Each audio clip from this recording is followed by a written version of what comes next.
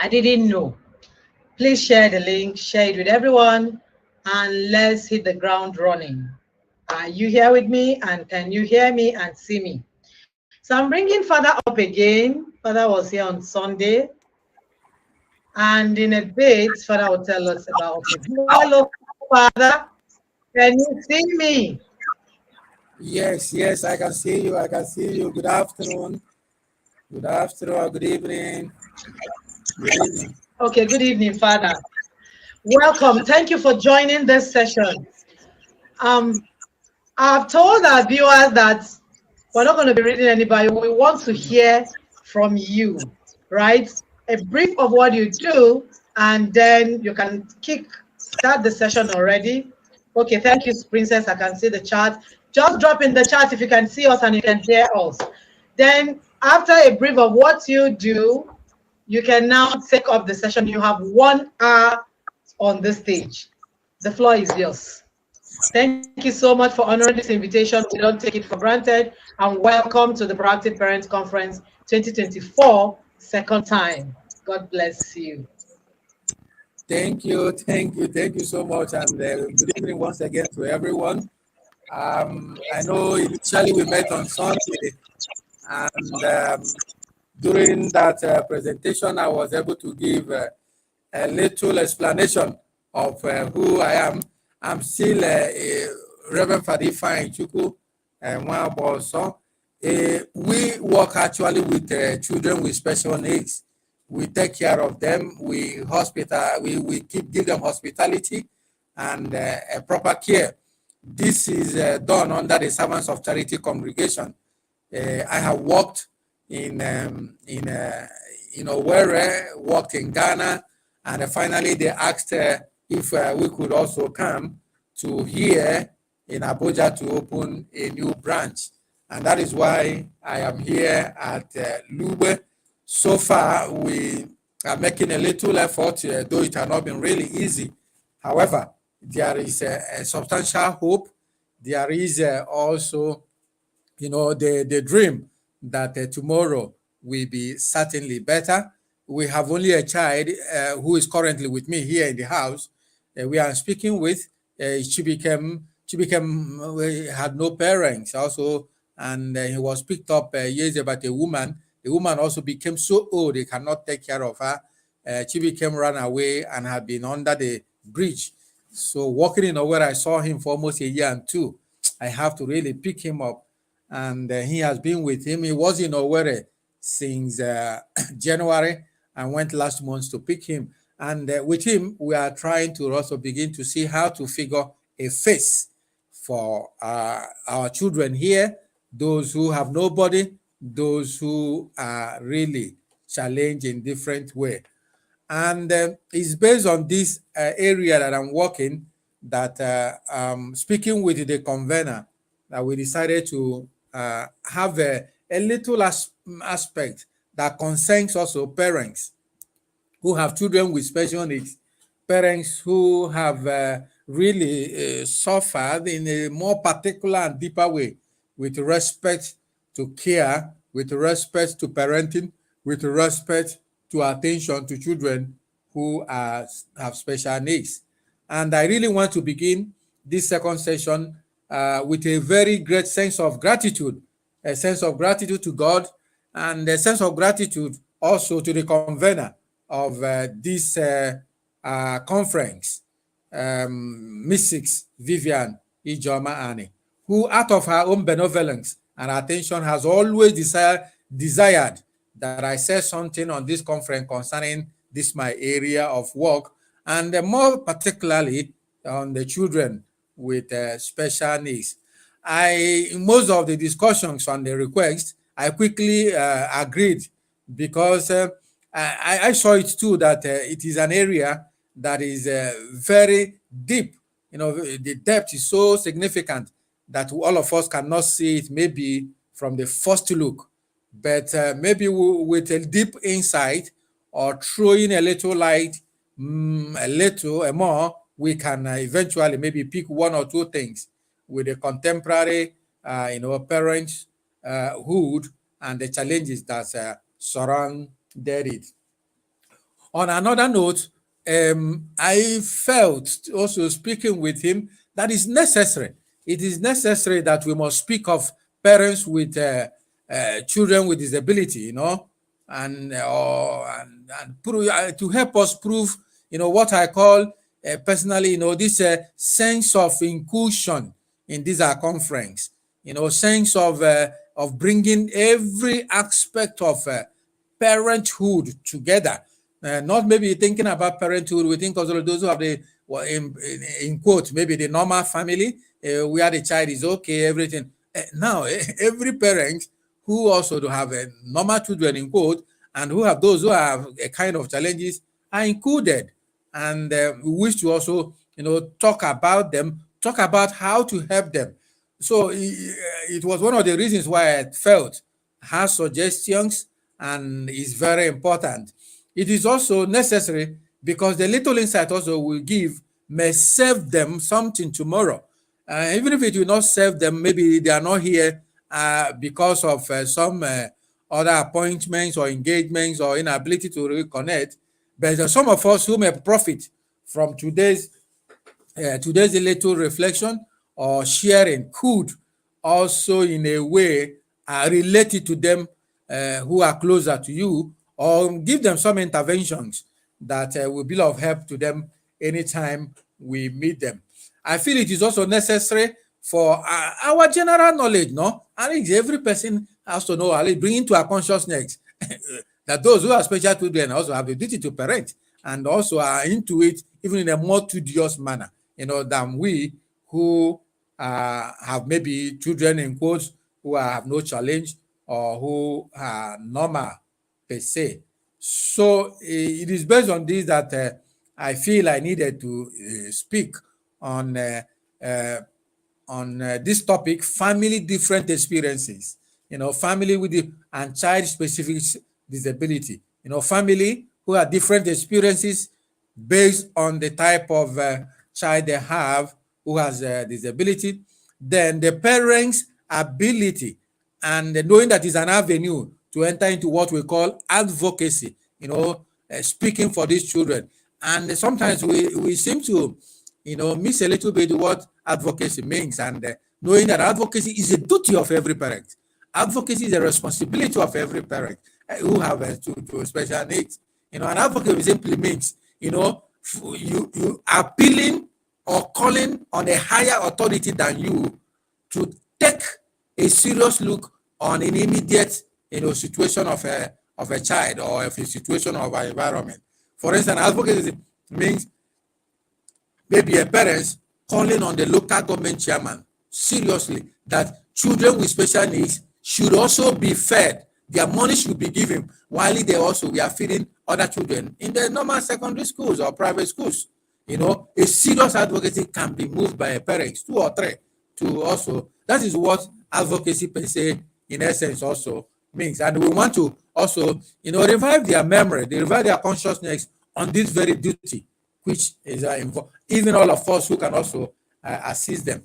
And thirdly, you will see that is a long topic in also bringing back or trying to challenge them to clear every person, to clear from our mind this traditional view, perspective on children with special needs.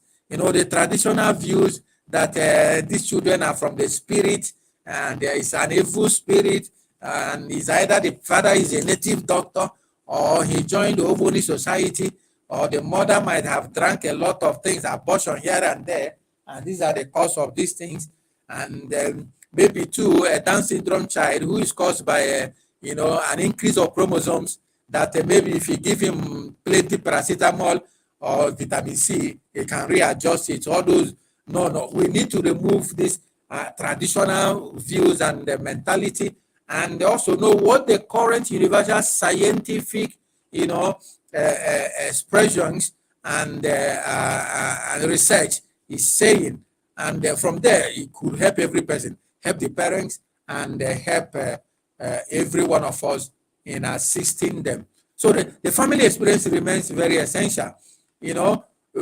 I felt it is necessary that while we talk about parenting for every parent, those who have normal children in quote, And those who have this one that are little challenges, that we should give, do credit or give credit to both of them, because one Ghanaian proverb will say that if you give water to your plantain tree, also give a little water to the banana tree, because you do not know the one that will give you fruit at the end of the year.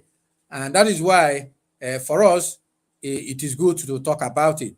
And I will also really appeal that we also pay attention and maybe follow a little, because some of the insights we are going to bring in, or I'm going to bring in, is a way, is an approach, it is a methodology, it is a technique or a skill that we used to use either in counseling or in assisting parents to understand the intricacies, to understand all the things that are involved when you have a child like this. It is a place where I have worked for many years. Yeah, I'm over 18 years in this service, or 20 years rather.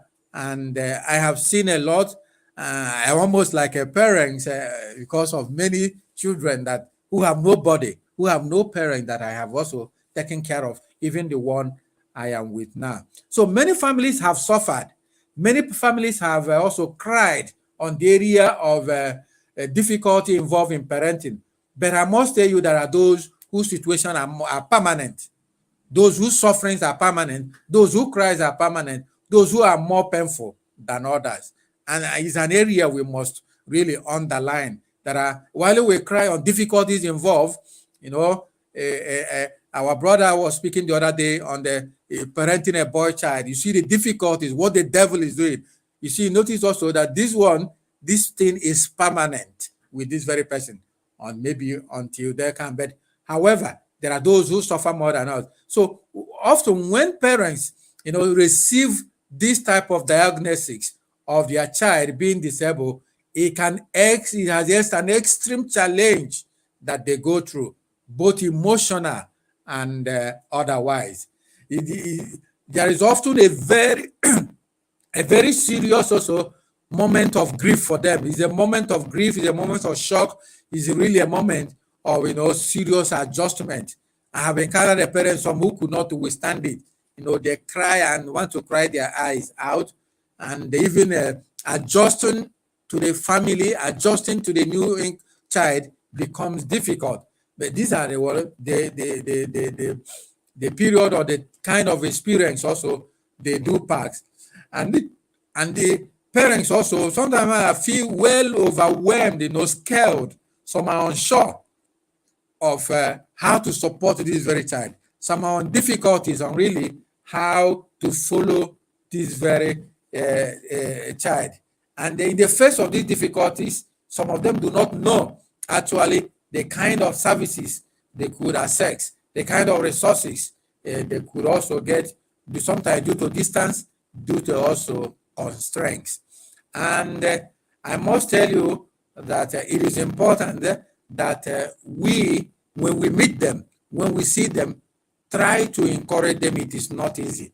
Myself, that have been in the system also, staying with them every day, seeing them, even some that do not go to school, it is not an easy type of parenting or parenthood, I must tell you.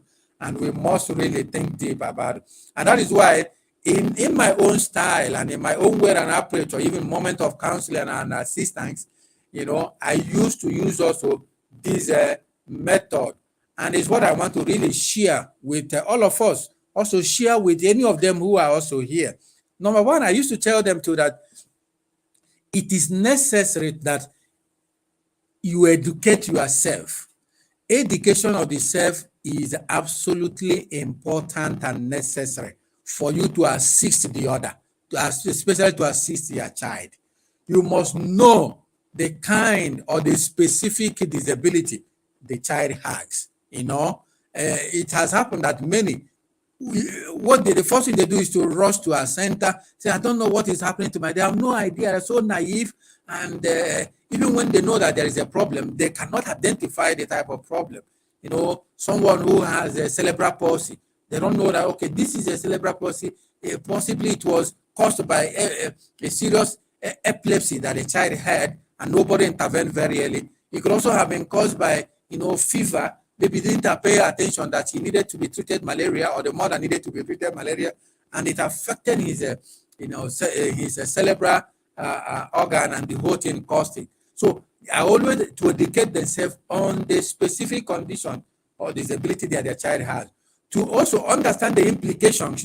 When we talk about the implications involved in this type of challenge, in this type of also disability, and the treatment options that are there. There are some that they still think that a Down syndrome child can be corrected medically. It cannot.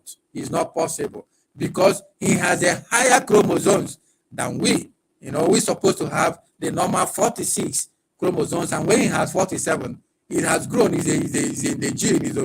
It is formed, and there is no drug that traces that. And for them to be aware of the treatment options, to know how far. Some also used to come to us who are priests, in a way demanding that maybe praying for them, laying hands on them, automatically they will change and maybe enter the university. And also what is the available support services. This knowledge will help them to navigate their healthcare and the educational system effectively.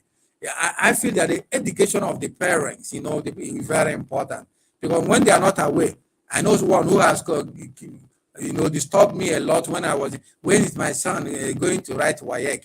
When is he entering the university? He said, okay, if you don't understand what I mean, we are going to work like this. Come and pick him, take him to the secondary school near your house, register him, let him write the WAEC, and then when he saw it, he took him there, and he cannot even do anything. He now realized. So some of them think that they can tomorrow even go to the university, but the parents must be fully aware of the health condition, the type and the condition of disability. Then the second point that I used to use in advising, counseling, assisting them is that it is having a child with a challenge or a special child is not a work of one person. You must build what we call a support network. You must involve your families. You must involve other of your children. You must involve your parents. You must involve a support group. You must involve professionals. You must involve people who will, at one time or the other, assist you, take in your position as a mother, as a father, so that you can also have a little leave, a little moment, which I also treat here. But if a person does not understand that, you think, I love him, I love her, you don't want him to suffer, I don't know. At a time, there will also be a moment when you will not even be there. Life can make you, your health can also make you will not be there. So from ab initio, from the beginning, it is advised that a person should also look for a support system that assists him or her, assists the family, assists this period of, extraordinary parenting of this very child. The family must be involved. The friends, all the professionals must be involved. And these people can help you sometimes in the emotional situation. It must be emotional balance. They can help you practically. They can help you also with information on how to treat this very child. Connecting the parents, and the parents connecting other members of the family are very, very necessary. Then, number 3 point that I used to insist and also advise in the process of your parenting, the show of the love for this child. Try to also prioritize self-care. What I mean by self-care, while I talk of self-education on the condition of the child, there is also this self-care on you, because it usually weighs on the person. They care for children with special needs. The parenting of children with special needs is not a one-man job. So in other words, you must always see forward a self-care for yourself, physically and emotionally, because this work of parenting them, it drains faster, harder than that of the, maybe in quote, the normal children. So every parent must seek for his own well-being, for practical care activity. You must sometimes, get enough rest. Get 1 year or 1 day off, 2 days off, 2 days off, exercise yourself also, discuss other things, seek for counseling and the other things. Then come back and take care of your child. And maybe not think that you will always be there, you will always be there. A person who has maybe in brackets the normal child may not also begin to seek for all this. So though leave is important for every one of us, but for a parent, so a mother, a father of a special child must seek for this prioritization of self-care of some time, getting enough rest, exercising, seeking counseling, and also moving. And then another point that is also very essential and also I used to encourage a lot is also what we call also this celebrating a little victory, because often people think also that there is no improvement when these children are being cared for, when they are properly rehabilitated, when they are under, a very base of, sufficient rehabilitation processes and diagnosis. They think there is no improvement. In some there are, especially those who have this intellectual or learning disability. Sometimes they improve. Sometimes they also begin to speak English. They begin to also express themselves. They begin to talk. There are those who cannot walk that sometimes. So now a little victory, whatever small victory, must be what? Celebrated. Must also be counted as an achievement. It gives joy and it also assists also the child also when he also notices that people are rejoicing and people are happy that he is making improvement. It is also very necessary. And another point is also to maintain what we call a positive mindset. We know that it's not a very good experience, for a family to have this kind of challenge. But often it happens, it occurs. And when it occurs, we are expected to maintain a positive mindset. And some will begin to shout, I know, me too worry, Father, why me? Why? These are not really caused by you. This was not really caused because of maybe you are the highest sinner, or you are the person who tells lies more than every person. No. Sometimes it's a biological factor. Sometimes it also comes in the process of even delivery. Sometimes it causes in the problem of, prolonged labor. The child gets tired. The mother gets tired. The brain stops working. The brain becomes so slow. And these are the facts. So the person must develop a positive mindset, seeing it as an avenue, not to get frustrated, but an avenue of being hopeful, of being positive, and of getting strength and ability and potentials, to move on, with the child, So now, the next point and another issue also that is very necessary that while the child grows, while the child also develops in age, because they develop in age and also they begin to also, grow, develop properly, you must also get the child involved in his own rehabilitative or parenting or caring responsibility, especially those who are Down syndrome, those who have children with Down syndrome. Sometimes there is this tendency of, permanent assistance, giving him, oh, come and put your sandals. Oh, come on, bro. You must begin to have early child intervention. And these are also, what some we call some, therapy, self-care therapy, self-care rehabilitation. They are very essential so that the person also can begin to become autonomous, a little autonomy in brushing his mouth or her mouth, in cleaning himself, in knowing when to go and bath and how to bring what the things to bring when he needs to bath, the water and the soap. Though the child needs to be involved in these very areas. And finally, it is important that irrespective of the experiences, now I know that most people also, from the place where we are coming from, or where they are from a digital background and family, so they must also seek financial and legal assistance. Understand the financial and legal resource available to support your child, which also the government benefits can be there, some tax credits can be there, some legal protection can be there. consult always. I always tell them to consult also the professionals, consult those who are, so that they can assist them. Because when you get this type of relief, it assists you, assists the person, assists also this process of parenting, assists everyone to move ahead in this very journey of taking care of them. And we must know that every family is unique. Remember this. Every family, and it's important to find out the approach that works best for you and your child.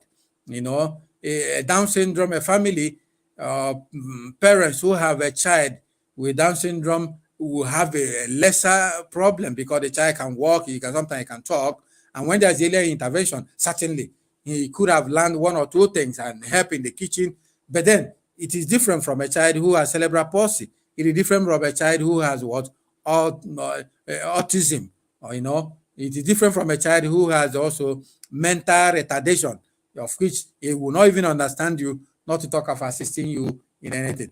And when you understand the uniqueness involved in your own family experience and with the child also you have, it also assists and enable this aspect of patience, which you must have, this aspect of perseverance, which you must have, this aspect of also really being hopeful, which parenting that requires. Every parent needs this. Then a little bit a shift on the second, option or our caption in still in the same topic, where we talk about access to advocacy. We know that raising a child with disability is an ongoing journey. It's a long one. So now every parent, and this ongoing journey has a lot of what we call challenges and triumph, and in as much as also we seek, assistance navigating in the education system and whatever, there is a need for the parents to also know that they have the primary responsibility of advocacy and being the first advocate for this child whom God has brought in this life, maybe with this challenge, and a family that is accommodating this very child. And that's why it becomes so necessary that a good sense of advocacy comes in this type of family, in this process of parenting for this very child. Because sometimes parents also who do not know that it's their responsibility, doesn't know that they should get involved, doesn't know that it's their duty, doesn't know that it's a way to move ahead. So it is important that also they get access or the need for advocacy for them to move ahead. And I used to also advise them, parents of children with disabilities often need to advocate for their child's right. They need to advocate for their child's right. They need to advocate for their child's services, and they need to advocate for their child accommodation. The right is very fundamental. The services they need to get: health services, educational services, transportation services, and accommodation services. They are absolutely. It's just that we are still in a very wicked government or in a very wicked country. Other places, all these things are already in place, and they don't even to fight more for them. They'll be coming. But we are still in a country where they do not, and it becomes necessary that we should also move ahead to sensitizing the parents to join more radically in this process of advocacy.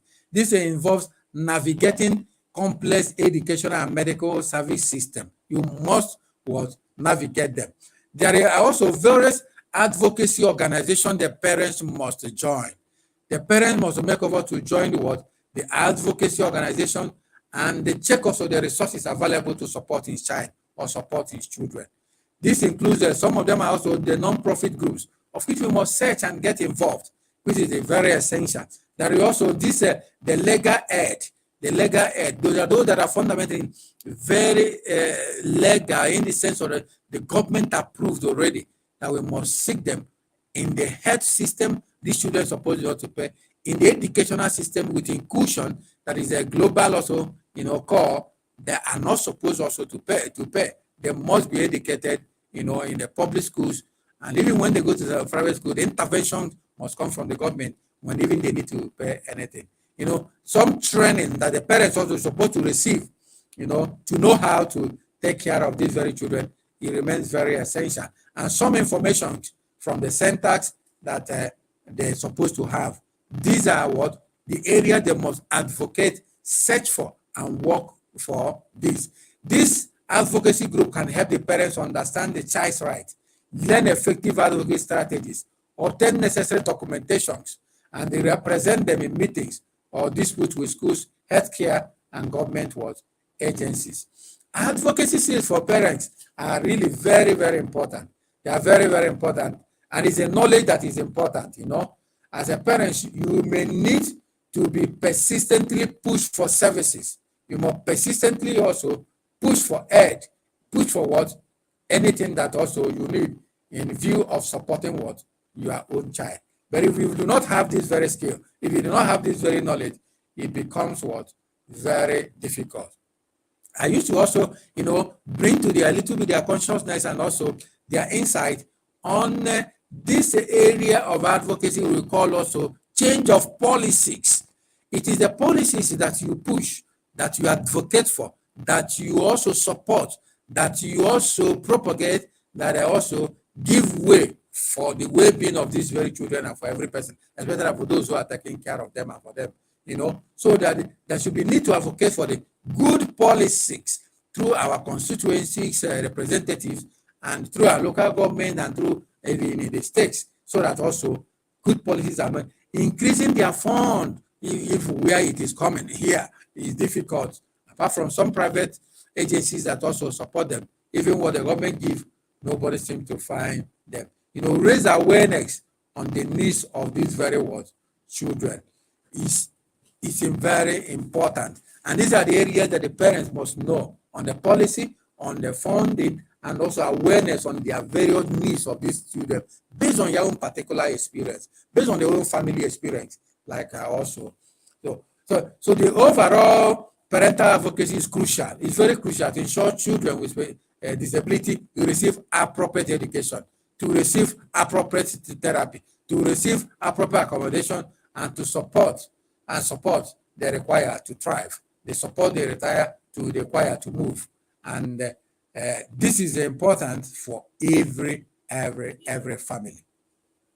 And finally, in a way, moving to what I initially also underlined is there in the topic, changing the traditional view on these children, perspective view on these children with disability. There have been this traditional belief, traditional conception, of the issue of medicalization and deficit model, the pre-notion, the preconception that disability was primarily viewed, from this medical lens, and that it focuses on the children's impairment and what condition. There is also this conception that disability was seen as a personal greedy and abnormality that needed to be fixed or cured through medical intervention. That disability was seen as labeled as a sick person with broken, used legs who have no, it was also seen as an evil spirit-oriented illness or sickness, or consequences of parents' secret evil acts. The parents, maybe the evil act they have had, God want to punish them, pay them back through this child. Or even some, product of rituals. The father is either an oboni, a kanka, some other. So now that child is the one bringing money to their family by being in that way. This tradition needed to be cleared, to understand that most of these issues are issues that are caused also biologically. The Down syndrome, we know, it depends, they have increased in chromosomes. All of us, we have also our 23 that makes you 46. But when a child has less or higher, it turns into that very, his face, their faces are similar. We know that also cerebral palsy is also caused by an internal biological factor, sometimes the weakness of the brain during the time or the period of delivery. We know that autism is also the same thing that is also caused also by biological factor that also triggers either from maybe the the health or biological factor of the mother or from the child. And these are the fundamental challenges we have. Other ones that could be physical, we know them. Polio, we know how the cholera that broke out also we know recently. We know how, and it could lead to somebody getting physically drained or getting a challenge of any kind. And then we do not need to, have that mentality is evil spirit. Yeah. And then on another lane, to know that some of them, in the real sense of it, when it already happens, nobody should begin to tell you or to start to tell you, convince you that, look, go take enough vitamin C from morning to night, it will cure it. Or this doctor will say, no, I will inject him. When I inject him, his brain will be okay, his face will change. He's deceiving you. You can't cure a Down syndrome child with any injection. You can't cure a Down syndrome child with any prayer ministry of Zion ministry, of or Galilee ministry, or Jerusalem ministry. You can carry the child 20 million times, transport. The person will pray and pray. It's a pity, but it's like that. So that we need to get this clear and move to the modern way that this can be therapeutically and rehabilitatively cared for and assist them in their development until God calls them. But on total of medical care, on the total of assuming that is a spiritual factor that also 20 reverend fathers with him back are joined together can or Ebuka will now touch Pastor Adeboye or Pastor the dunamis that can change everything. My brother, you can try, but I will tell you it doesn't work. What works is getting the child involved in the scientific rehabilitative processes with a center and professionals that know his challenge, and they'll follow him up, and gradually he'll be happy, you'll be happy, every person will move. Then the second traditional conception and perspective and view we want to change on this is also this one of a charitable and paternalistic attitude. You see that most often they are being treated with this compassion rather than the individual right and the agencies. That people at the contemporary time have not seen the importance and the need that these people have the right to eat. They have the right to the health, and we must give them money. We must support them. But sometimes whatever we receive or whatever we is sorry, your child, they are suffering. Take this 1,000 naira. Take the on pity, on little compassion. Not that the child has that right. Not that the child has, that must be involved in that agency. This tradition of pity, of unnecessary, is what we want to eradicate. Remove this tradition and bring in the individual right of this very child to be cared for by the governor, to be cared for by the federal, to be cared for by the local government. They should visit them, give them the equal right. If I eat 1,002 as my breakfast, they should take 2,000 naira, because what they eat is quite different and expensive, and even before you feed them, some might have wasted. So that is how it is done abroad. That is how, so they budget for them sufficiently, and not that nobody comes to look at, hey, it's a pity, he has equal right like with me. Accessibility of the fund like me, and he must be cared for in its proper sense. That is what removing this traditional mentality of pity, and the lot also begin to promote the fact that when you see them say he has a right to come into the church and a good seat and stay under the AC like you, fine. Tell him, young man, sit down, you are good to go, and God bless you. You have right to have his own car to transportation. That is also what we are. Then there is also the formally this traditional mentality of segregation, institutionalizing and putting them there, trying to leave them there in the institution, in the centers, and they segregate them.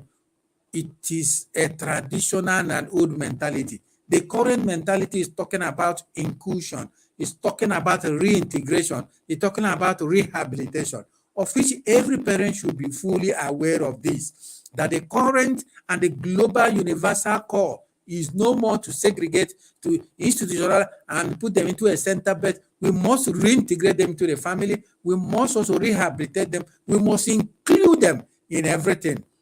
If I tell you 20 years ago when I began with the congregation, the experience we had in a state, in a place in NBC, you won't believe it, that this child is a child of a barrister, a well-known barrister, and he had what we call a Down syndrome child. He had a special room where they were keeping this boy from the time he became either 6 months or 1 year as a goat, and they throw food there, they throw anything there, they just, the day we picked him, he was just like an animal. They goat inside. He told, this is not done. We took him home, and after 1 year or 2 years, he started having, human contact. He started making noise as a human. He started talking. He started expressing himself. And today he's happy. He's a very grown-up guy. He's almost 35 years. He's still in our center. Very, very, very, very happy. And then, so that they need this care. And so that, and also this issue of societal barrier. The societal barrier, some of the barriers, come with how we build our houses, how we neglect them. Say he's handicapped, he's disabled, he doesn't have the mental capacity to withstand all this. Therefore, he cannot access anything with job, anything with employment. No. I think this negative societal attitude or stigma or prejudice against, need to be cleared. That now the global world is talking about accessibility. The global world is talking about not leaving any person behind. Every person must be carried along. The global also move is on the fact of what, sustainability of these very people and the sustainability of them. And the agenda or the agenda of 2030 includes that, that they need to be what? Included. Of the 2030 agenda for sustainable development includes persons with special needs, includes children with disability, and call for disability inclusion development. And this is what we are really fighting for. That people should remove that traditional way of put them there, hang them there, but let them be involved. Tell them and talk with them. If you gather all your children for prayers, bring him out and say, "Hey, Chiboy, we are praying." Even though he will shake his head. You tell, "Oh, Chiboy, we are watching television. Are you seeing anything?" Let him be involved in everything. Include him. This is absolutely what necessary. So it is important that all this traditional mentality and perception is cleared from the parents, is cleared from all of folks, so that we can know the trend at which we are now. So even the World Health Organization, with their world report, is also recommending to improve the life of children with disability. And the improvement of their life can only be done when we remove this traditional mentality that, why are you wasting money on this type of child many have asked, they have no need to spend 100,000 for him to stay and go to school. It's useless. And I've told them that it is not useless. He is a human being. He deserves to go to school. He deserves everything every other person on earth also needs. And he must be given to him. And those who have understood it, where I have voted something for it, are practicing it. And what every parent also should clear from their mind and advocate and help to assist. Even also on the regional framework that is moving globally, you will notice also that there is the move, to assist, all the agencies in guaranteeing that their policies and the program that they make every year includes people with special needs, people with the different kinds of challenges. So it is on that note that also I want to really thank everyone who have also followed us, who have also listened to us, that over time, disability right movement and the shift towards social model of disability have challenged these traditional perspectives. They have really challenged them. and the focus have shifted towards recognizing their right, recognizing their dignity, recognizing the full inclusion of a disabled individual in the society. However, this suggests that these traditional views can still linger in various contexts. And it's what I want to clear, so that if maybe parents here, they can also help to spread it. Let this mentality also be cleared, and the ongoing advocacy and education are necessary to promote this inclusive and equitable society. I am really, really very glad. Our little center is at Lube Peace Village. If you come there, you'll see also it is a center for children with special needs, or those also you have who wish to visit. It's just beginning. We are just thinking of beginning. I've just arrived, but we need also your assistance, prayers, financial assistance, and help to be able to kick off on this very good track we have been offering, and for every person to get involved. Because I'm involved, because I have also participated in this conference, I know I will also put my own little quota for parents who have this type of children, or centers who are taking care of the children. I thank all of you for listening, and for your participation, and audience. May the Lord assist us, assist our brothers and sisters, and the parents who really have this hard, permanent parenting experiences in their families, to be strong. Take also the advice and the counseling procedures, and I know that we shall all conquer. Every person will be happy. Thank you all, and God bless you.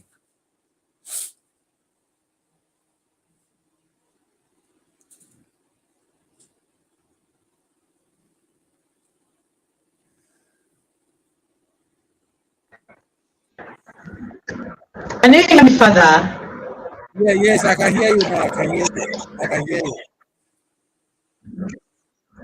Amazing, amazing, amazing session. Thank you so very much. Wow. Wow. We took 1 hour lectures. Okay, let me start by picking up your questions. Everyone is thanking you for that amazing session. You have cleared the airways. A lot of us believe so many terrible things about special needs children. A lot of us have a very myopic view about these children and the things that have cost for these children, which have nothing to do with them as the children, and many times has nothing to do with their parents either. Right? So the question, everybody's saying great work. Thank you, Father. You're doing well. If you can see the screen, can you see the screen, Father? Great work. You are doing well, Father. Thank you. Thank you.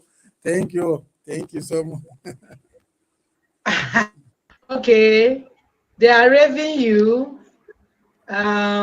This one said, thanks so much, Father. Clap innovation. Oh, amazing. Amazing. Okay, you have a question that says, okay, let me look for that question. What causes, I'm trying to get the question so you can answer this person who I'm trying to go through.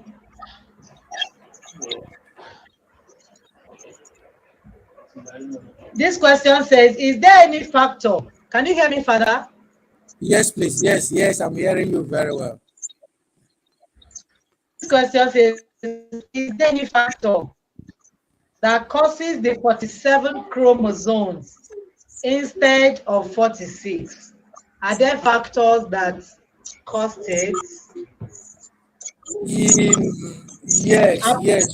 Most of the factors that can lead to that is also the age bracket of the father or the mother can lead to the weakness of the spermatozoa, bringing that breakage, of 47 instead of and when a parent is giving birth, maybe the man is still 65 or is 70, he still want to give a birth, or the woman is they are approaching 48, there is a high tendency, the tendency is high that it could also happen that they get a Down syndrome because of also the weaknesses of both the ovaries, the production of the ovaries, and that of also the spermatozoa. Then others are practically also, they are all biological issues that sometimes also the health condition of the mother could also lead to it. And then often it happens also in the process of insemination or fertilization.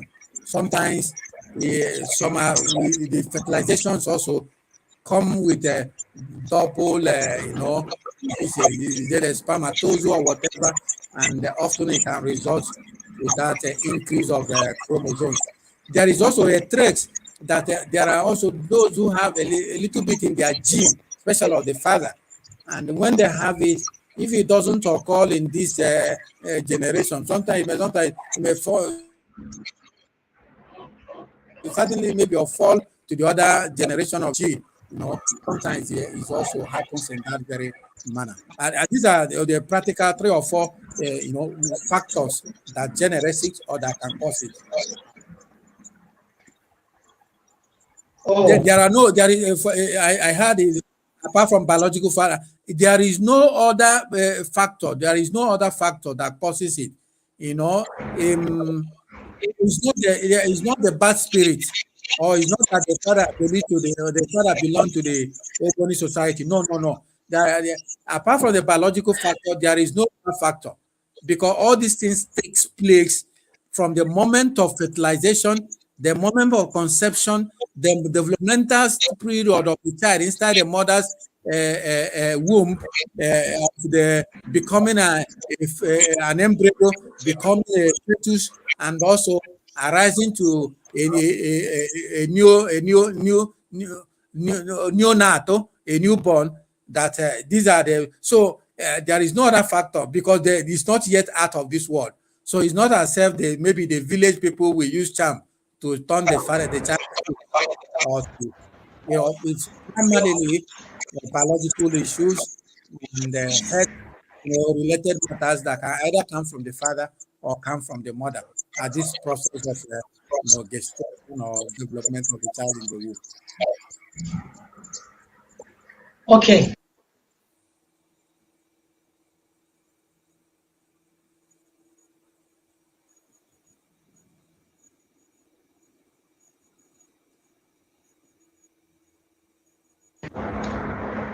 One minute, please.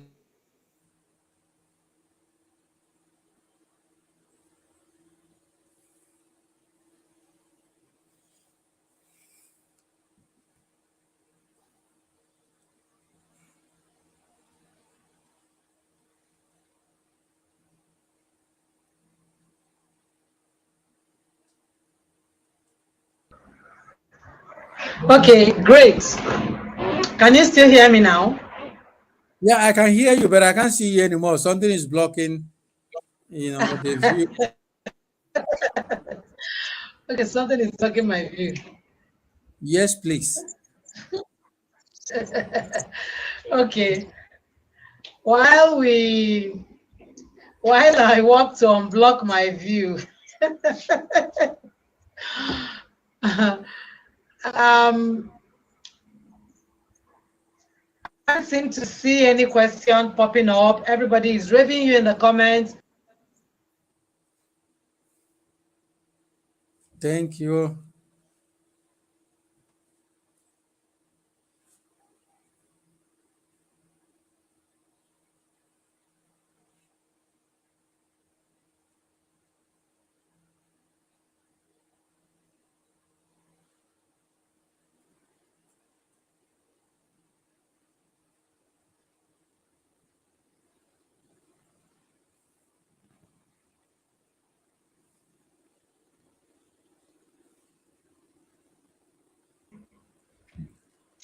Are you? No, I'm just hearing you now. I'm just hearing you now.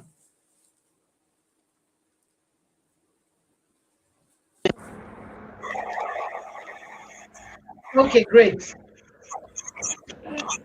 So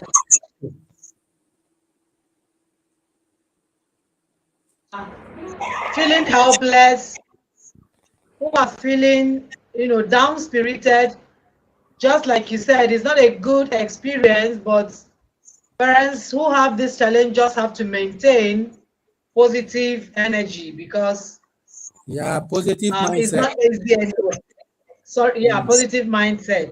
Great. So it's something that is very challenging. However, we've encountered a lot of parents who are in these challenges and they seek feel helpless. So one of the reasons why we needed you to clear the airways is for people to begin to understand, reorient their mind, and begin to understand that there is help that can relieve them, right? Just like you talked Yeah, about their own self-care, talked about the self-care of the parents, the children's self-care, and all that, and advocacies that parents can also take up seriously and stop hiding and shying away from these things, right? This is the greatest exactly. reason why I don't want to face that reality, and then you get torn apart with just crying and feeling down and all that.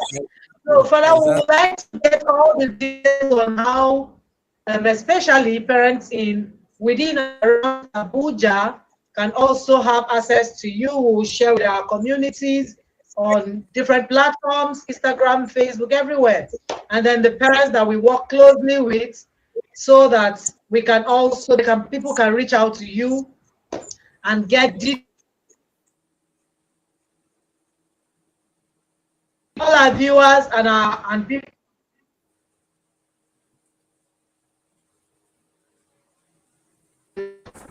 people who are close and around Abuja and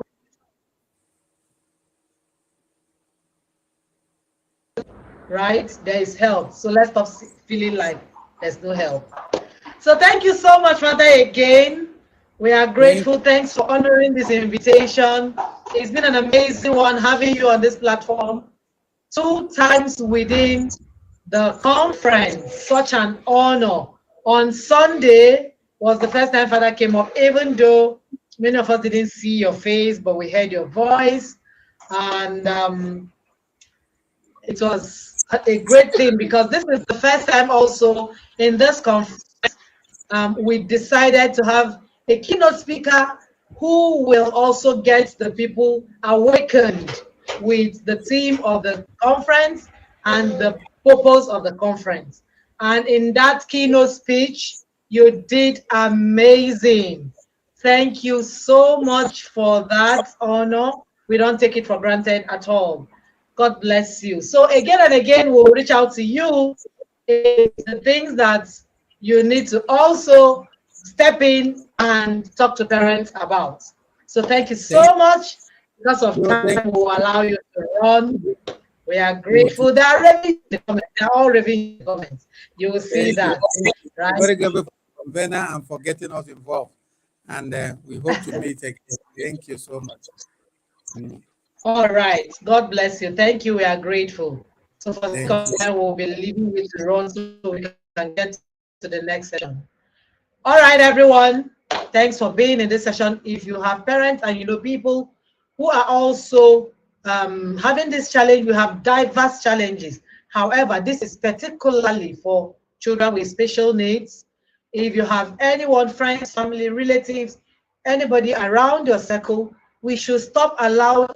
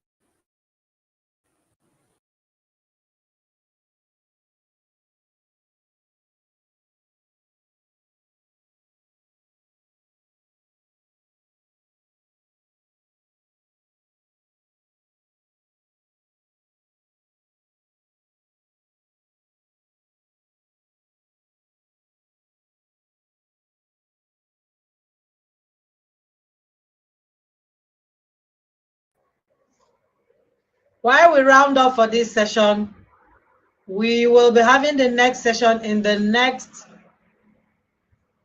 20 minutes.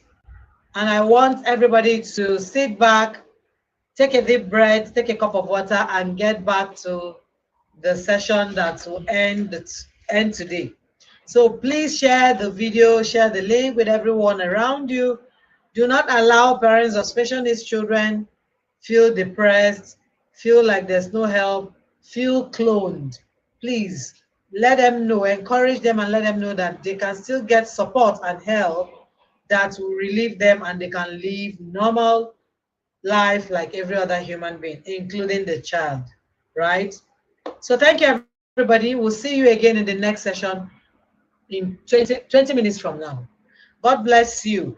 And if you have not registered for 2025 Build Your Home Tribe, if you have not booked your slot, do not just finish listening and leave. Make sure you book your slot for the Build Your Home Tribe 2025. That's where the training ground and the processes which we go through in this journey is being broken down. We'll see you again in the next session.